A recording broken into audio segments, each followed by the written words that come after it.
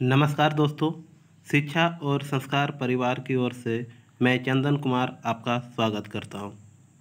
हम लोग बात कर रहे हैं झारखंड पीजीटी की। झारखंड पीजीटी के अंतर्गत सिलेबस के आधार पर एक एक टॉपिक, एक एक चैप्टर के अनुसार हम लोग तैयारी कर रहे हैं, जिसमें से भाग 1 और भाग 2 जो हिंदी भाषा के इतिहास और हिंदी साहित्य का इतिहास हम लोगों ने पूरा कर चुका है। आज देखेंगे भाग 3 पद कृतियाँ, जो है कबीर ग्रंथावली, साखी, गुरुदेव के अंग।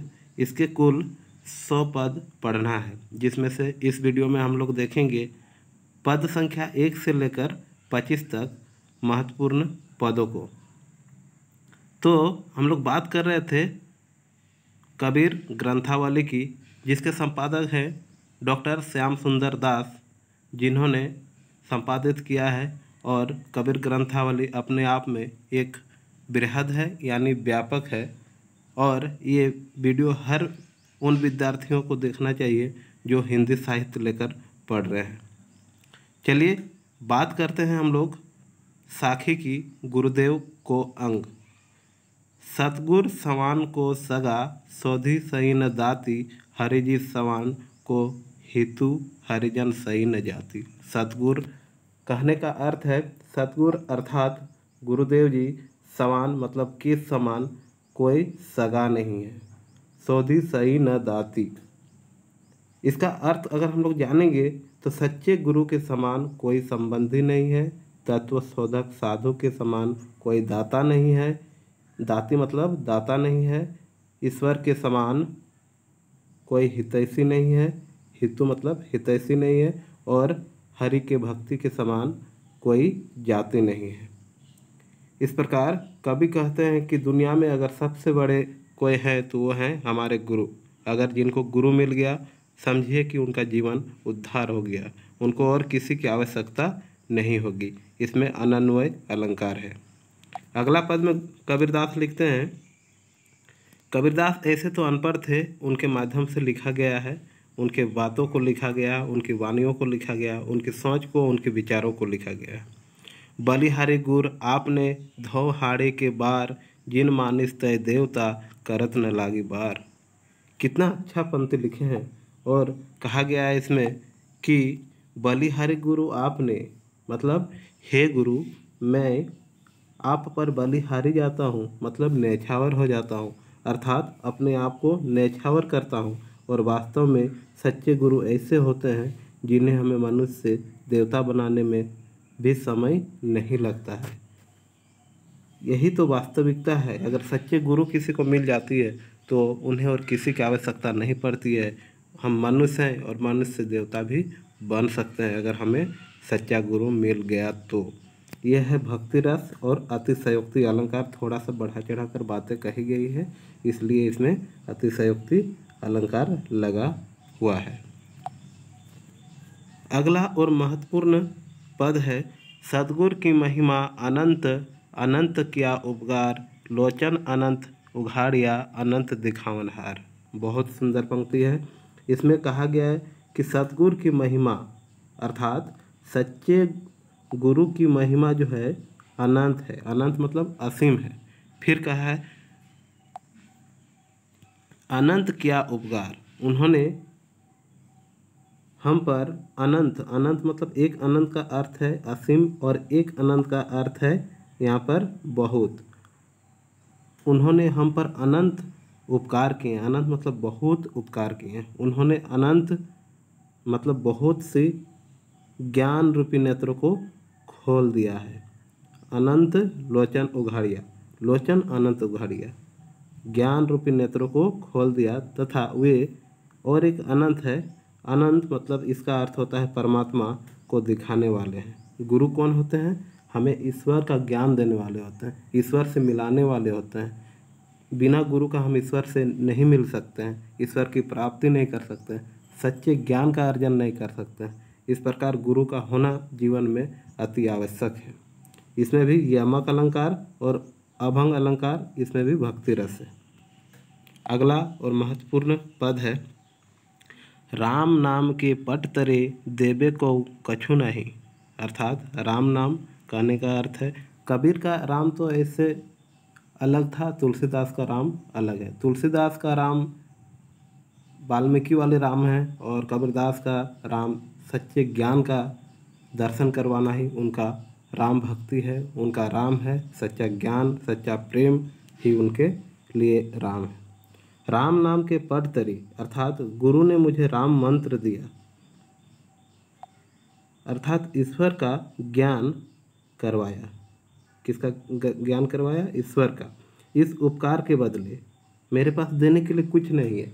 जो गुरु मुझे ईश्वर से मिलाया, ईश्वर का ज्ञान करवाया, उन्हें देने के लिए मेरे पास कुछ भी नहीं है। मैं क्या दूं? इस संकोच में पड़ गया, इस संकट में पड़ गया। देने के लिए कुछ नहीं है। क्या ले जाकर गुरु को संतुष्ट करूं? मैं अपने गुरु को कैसे खुश करूं, कैसे संतुष्ट करूं? यही इच्छा मेरे मन में ही रह गई। इसमें उपमेय और लुप्त उपमा अलंकार है। गुरु को ज्ञान के बदले हम कुछ भी देंगे लेकिन वो पूरा नहीं हो सकता है, क्योंकि ज्ञान जो है दुनिया का सबसे शक्तिशाली और सबसे बड़ा धन होता है। इसलिए ज्ञान के बदले हम किसी को कुछ नहीं दे सकते।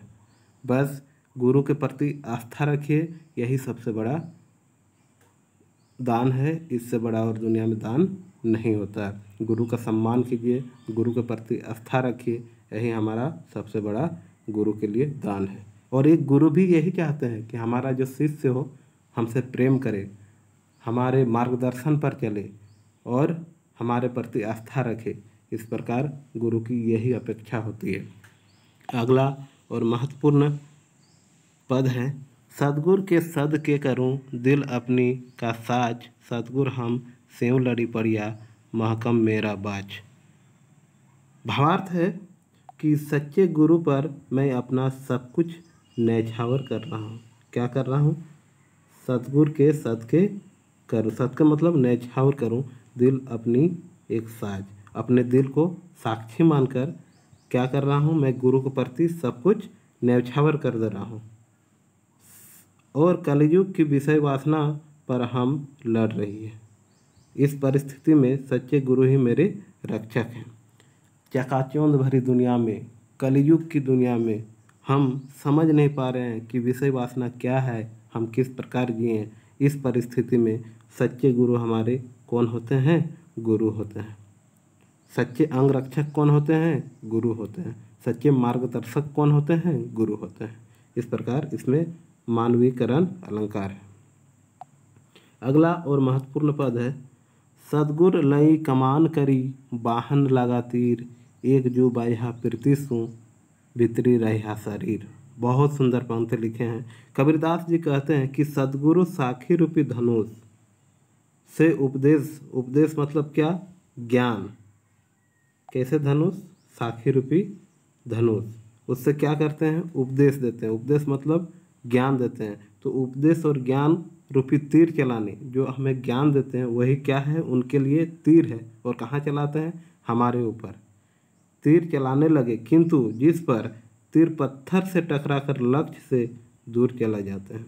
अगर उपदेश दे रहे हैं और हम उन्हें ग्रहण नहीं कर रहे हैं और एक हमारे बीच तीसरा पत्थर आ जाता है जिससे टकराकर उनके द्वारा दिए गए ज्ञान उपदेश को हम ग्रहण नहीं कर पाते हैं, ठीक उसी प्रकार सद्गुरु के उपदेश भी शिष्यों को जड़ता से टकराकर नष्ट हो जाते हैं। एक तीर गुरु ने अपने श्रद्धालु शिष्य की ओर ऐसा चलाया कि वह सीधा उसके अंतःकरण में प्रविष्ट हो गया। फिर गुरु ने एक ऐसा तीर चलाया, ऐसा ज्ञान दिया, ऐसे उपदेश दिए जो क्या हो गया? हमारे अंतर्मन में आ गया, अंतःकरण में प्रविष्ट हो गया। अर्थात गुरु की कृपा से श्रद्धालु शिष्य को परम ज्ञान की प्राप्त होगी। फिर गुरु हमें जो ज्ञान दिए उसी के आधार पर, उसी के आलोक में हमें परम ज्ञान की प्राप्ति होगी। इसमें क्या है? रूपक, रूपकातिशयोक्ति अलंकार है। कमान का अर्थ है यहाँ पर साखी रूपी धनुष का ज्ञान। अगला और महत्वपूर्ण पद है, सतगुर साचा सूर्यवा शब्द जो बाह्या एक, लागत ही में मिली गया पढ़ा कलेजे छेक। बहुत ही सुंदर, बहुत सुंदर भावार्थ है।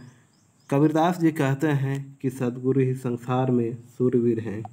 सूर्यवा मतलब सूरवीर है, क्योंकि उसने जैसे ही अपने शिष्य पर शब्द शब्द मतलब अच्छे ज्ञान, शब्द अर्थात ज्ञान का एक तीर चलाया, शिष्य तत्काल अर्थात तीर लगते ही धराशायी हो गए, मतलब गिर गए, मतलब उसके अंतर्मन को समझ गए, वो किस में डूब गए हैं, ज्ञान प्राप्ति में डूब गए हैं, ज्ञान के मार्गदर्शन में डूब गए, अर्थात मैं अहंकार समाप्त हो गया।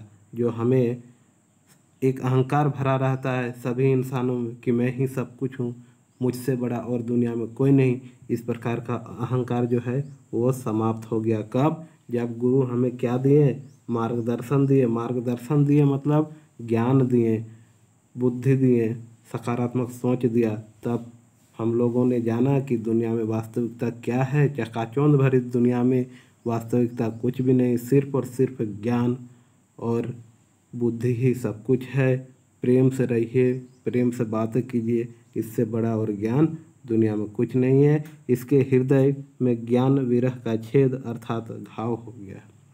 और इस प्रकार ज्ञान जो हमें मिला है, गुरु ने जो हमें ज्ञान दिया है, वह हृदय को छेद करते हुए दिया है, चकाचौंध भरी दुनिया से भटका कर दिया है, इसलिए हमारे हृदय में घाव हो गया। मैं सिर्फ और सिर्फ वही सोच सकता हूँ जो हमें ज्ञान की बातें करना है। इस प्रकार वृत्यानुस्परस अलंकार है, क्योंकि प्रत्येक पंक्ति में स स का आवृत्ति हुआ है, इसलिए ये अनुप्रास अलंकार हुआ, उसमें से वृत्यानुस्परस इस अलंकार को कहा जाता है।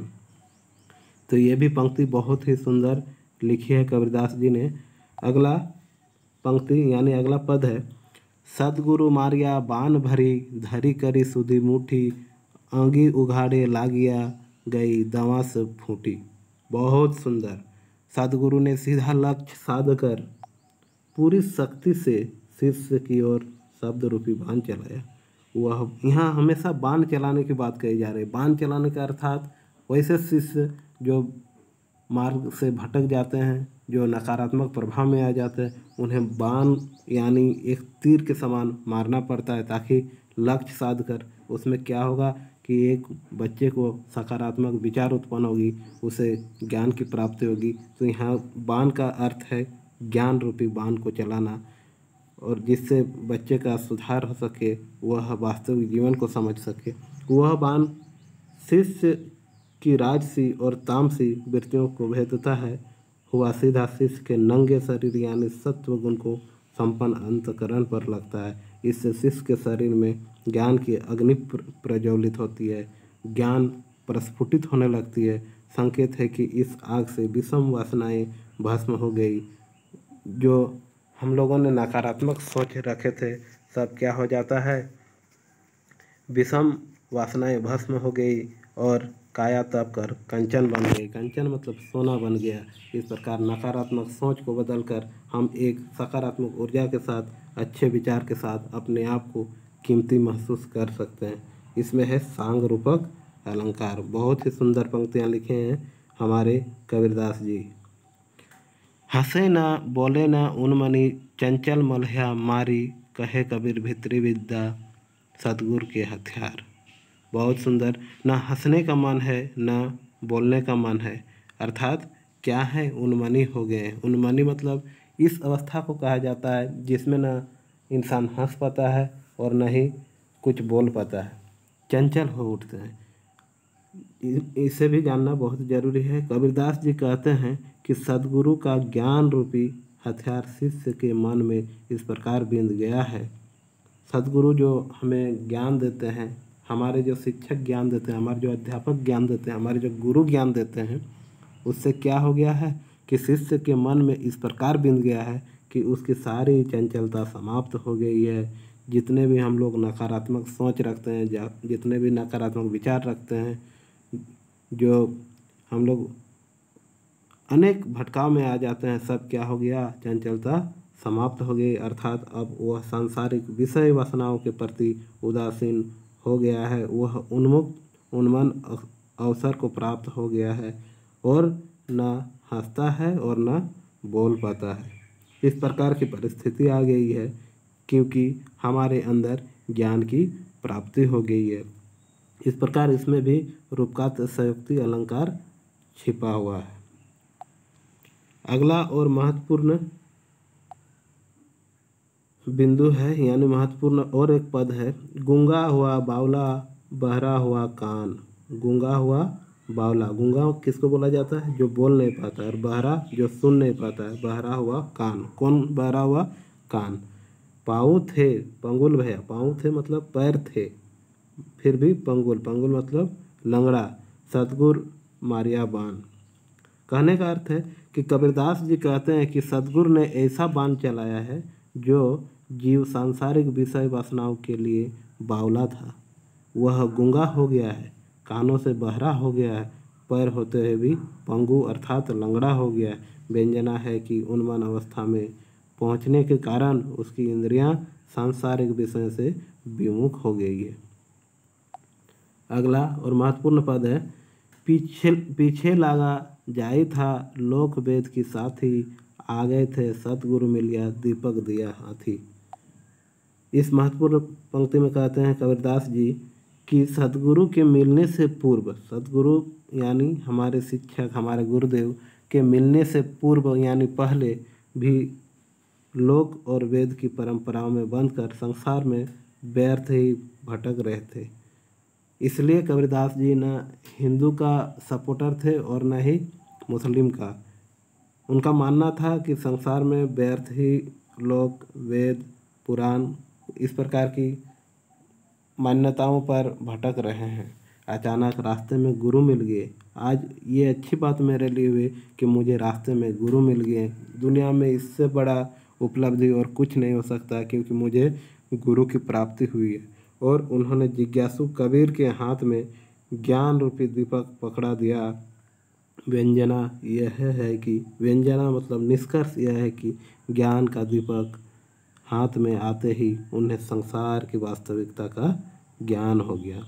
अर्थात हमारे सामने गुरु आते ही हमारे दैनिक जीवन की जो वास्तविक घटना होती है, जो वास्तविक चीज़ें होती हैं, उनके प्रति हमें आस्था हो गई, विश्वास हो गई, उनकी जानकारी होगी। इसमें भी रूपका अतिशयोक्ति अलंकार है।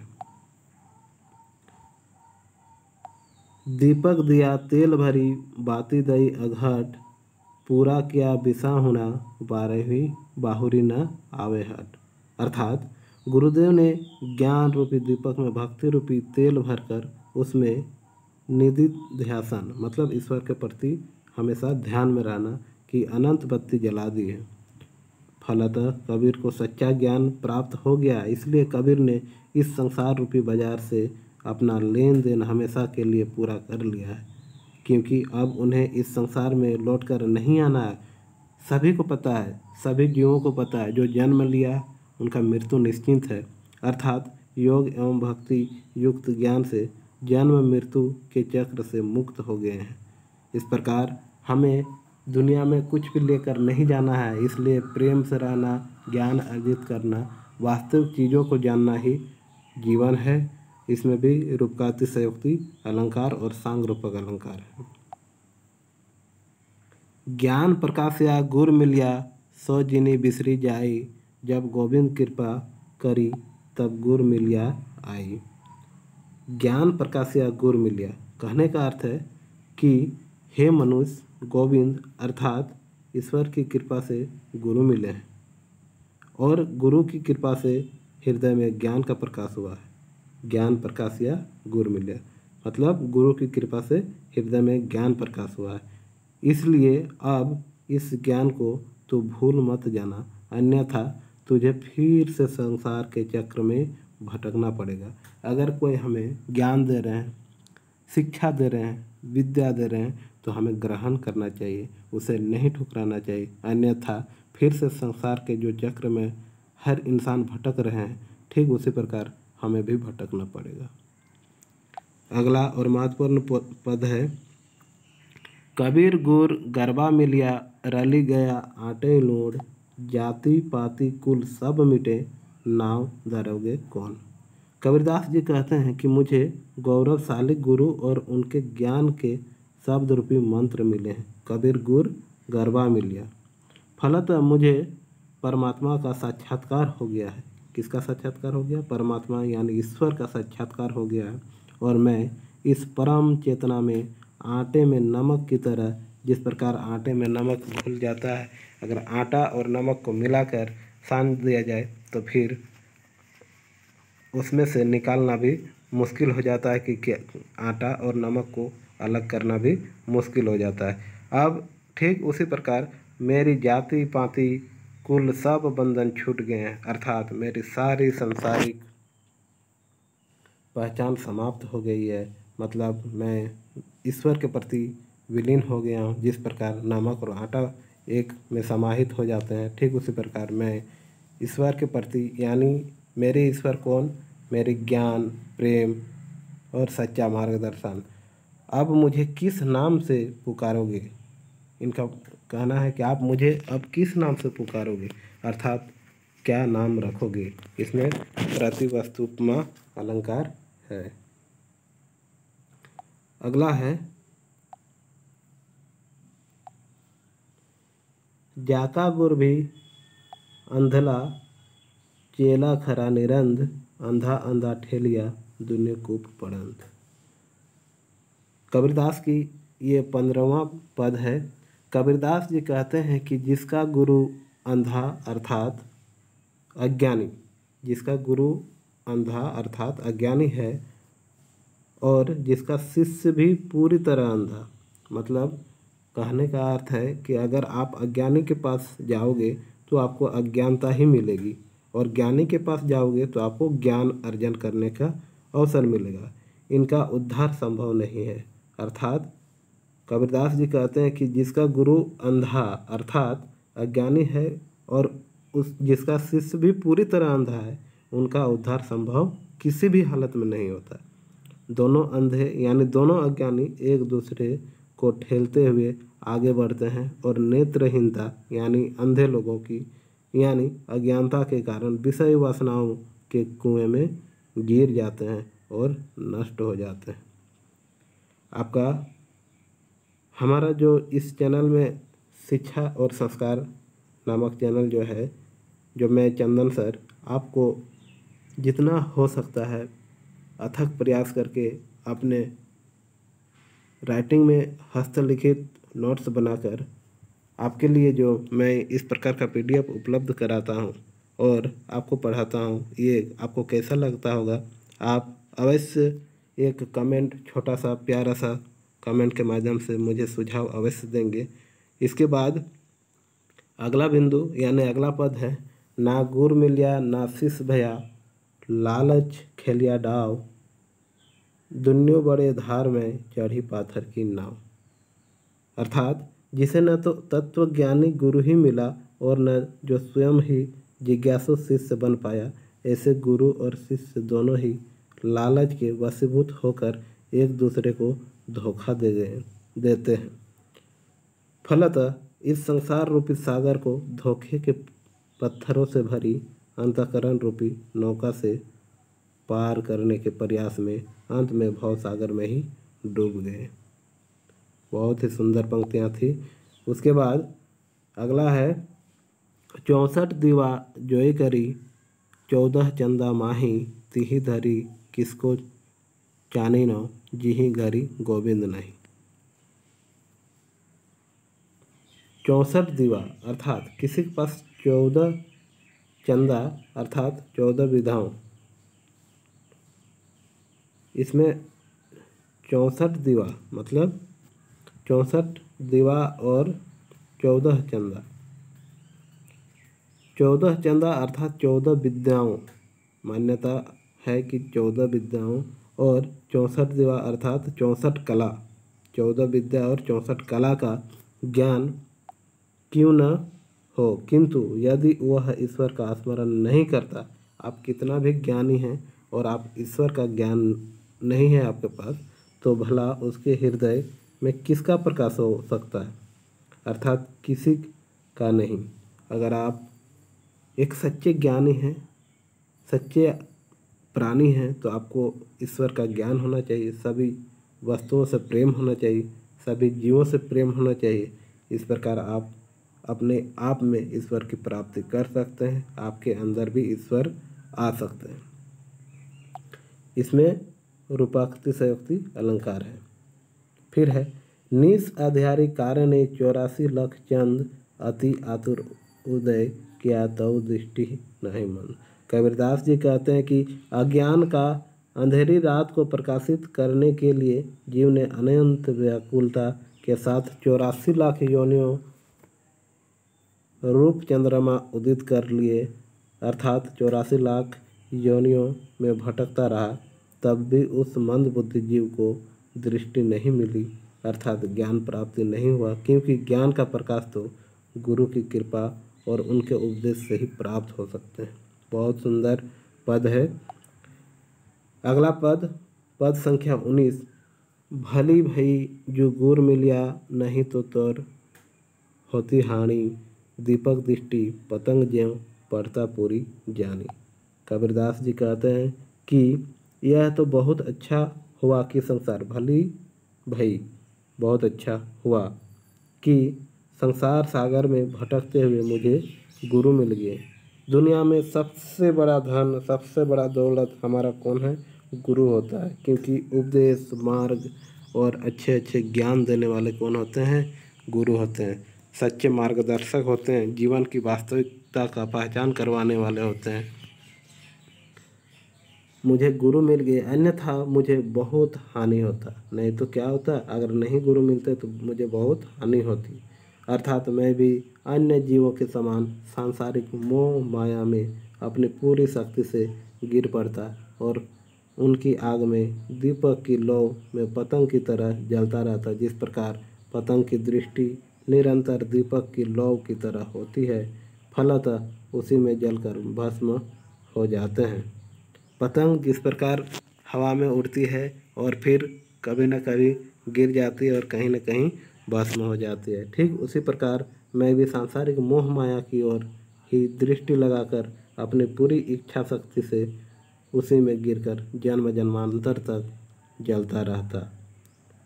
अगर आप नहीं होते, आप कहने का अर्थ है हमारे गुरु अगर नहीं होते तो हम भी दुनिया के सभी इंसान जिस तरह भटक रहे हैं, ठीक उसी प्रकार भटकने का काम करते हैं। इसमें उपमा और छेकानुप्रास अलंकार है। अगला है माया दीपक नर पतंग भ्रामी भ्रामी इवे पढ़ंत, कहे कबीर गुर ज्ञान थे एक आध उभरंत। कबीरदास जी कहते हैं कि माया दीपक एवं मनुष्य, दीपक और नर, नर मतलब मनुष्य, दीपक एवं मनुष्य पतंगे के रूप में है। किस रूप में है? पतंगे समान। मनुष्य भी बार बार भ्रमवश माया रूपी दीपक में गिरकर सांसारिक आग में जलकर भस्म होता रहता है, अर्थात ब्रह्मवश सांसारिक विषय वासनाओं को सत्य मानकर 84 लाख योनियों में भटकता रहता। गुरु के ज्ञान से कोई एकाध मनुष्य को ही सांसारिक विषय वासनाओं की आग में जलने से बच पाता है, अर्थात जन्म और मृत्यु के चक्र से मुक्त हो पाता है। जन्म और मृत्यु से मुक्त कौन हो पाते हैं? जो ईश्वर से ज्ञान प्राप्त करते हैं, जिन्हें गुरु मिलते हैं, जो गुरु के मार्गदर्शन पर चलते हैं। और ऐसे व्यक्ति कितने होते हैं? एक आध ही होते हैं। इसमें भी रूपक एवं पुनरोक्ति प्रकाश अलंकार है। अगला और महत्वपूर्ण बिंदु है सतगुर बपुरा क्या करे, जे सिपही जे सिसही माही चूक, भावे त्यों प्रमोदी ले, जय बसी बजाय फूक। अगर शिष्य ही गुरु के प्रति समर्पित, सतगुरु बपुरा क्या करे, अगर शिष्य ही गुरु के प्रति समर्पित एवं जिज्ञासु नहीं है, अर्थात शिष्य में ही कमी है। अगर किसी को गुरु मिला है और अगर वो गुरु की सम्मान नहीं करता है, गुरु के प्रति आस्था नहीं है, तो किसी न किसी रूप में शिष्य में ही कुछ कमी है। तो बेचारा गुरु का इसमें क्या दोष, वो क्या कर सकता है? क्योंकि अयोग्य शिष्य बार बार समझाने पर भी गुरु के उपदेशों के अस्थायी रूप से ग्रहण नहीं कर सकता है।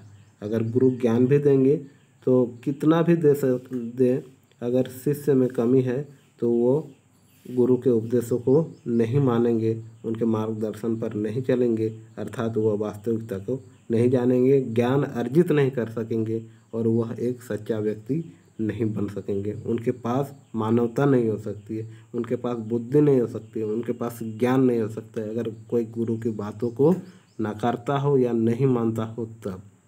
कवि कहते हैं कि जिस प्रकार बांसुरी फूंक मारते ही बजने लगती है तथा प्रत्येक व्यक्ति उसे अपने अनुसार बजाता है। कवि कहते हैं कि बांसुरी को हर इंसान अलग अलग प्रकार से बजाता है। आप अलग तरीक़ों से बजाओगे, अगला व्यक्ति अलग तरीके से बजाएगा। ठीक उसी प्रकार व्यक्तित्व से रहित शिष्य कभी एक उपदेश से चलता है तो कभी किसी और के, अंत में भटकना पड़ता है। कहने का अर्थ है कि जिस शिष्य का एक गुरु नहीं है, अगर आपके जीवन में एक गुरु नहीं है, कभी इसको गुरु मानते हैं कभी उसको गुरु मानते हैं, तो वास्तव में आप भी इसी प्रकार क्या होंगे, भटकते रहेंगे और अंत में आपको भटकना ही पड़ेगा। इसलिए अपने जीवन में एक गुरु का होना अत्यंत आवश्यक है, अत्यंत महत्वपूर्ण है। इस प्रकार कबीरदास फिर अगला पंक्ति में लिखते हैं, अगला पद में लिखते हैं, संशय खाया सकल जुग संसा के निहु न खाद, जे बेधे गुर असिरा तिनी संसा चुनी चुनी खाद। इसका अर्थ है कि कबीरदास जी कहते हैं कि यह संपूर्ण संसार संशयग्रस्त है, सोच नहीं पाता है, विचार नहीं कर पाता है कि क्या होगा जीवन में, क्या नहीं होगा। कोई भी संशय संकोच को समाप्त नहीं कर पाता है। जिन मनुष्यों के अंतःकरण यानी आत्मनिहित में गुरु के उपदेश के अक्षरों से बिंद गए, अर्थात जिन्होंने गुरु के उपदेशों को अच्छी तरह समझ लिया, वे ही इस संशय को चुन चुन कर समाप्त कर पाएंगे।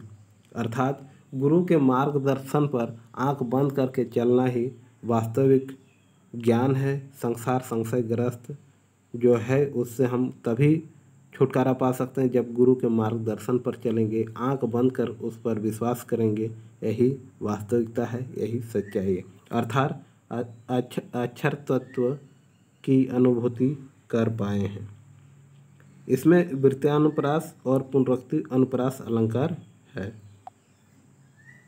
अगला है, चेतनी चौकी बैसी करी सतगुरु दिन्ह धीर, निर्भय होई निशंक भजी केवल कहे कबीर। बहुत सुंदर पंक्ति इसमें कहते हैं कि कबीरदास जी की चैतन्य की चौकी पर बैठकर, अर्थात अपने चैतन्य स्वरूप चेतानी चौकी बैसी करी मतलब बैठकर, सतगुरु दिन्ह धीर मतलब स्थित होकर गुरु ने शिष्य को धैर्य प्रदान, धीर मतलब धैर्य प्रदान किया है, अर्थात उसमें आत्मविश्वास उत्पन्न किया है और उसे भय और आशंका, निशक मतलब आशंका से रहित होकर एकाग्र भाव से परम तत्व, किस भाव से, एकाग्र भाव से परम तत्व का ध्यान करने के लिए कहा है, क्योंकि वही परम सत्य है। इसमें छेकानुप्रास और वृत्तानुप्रास अलंकार है।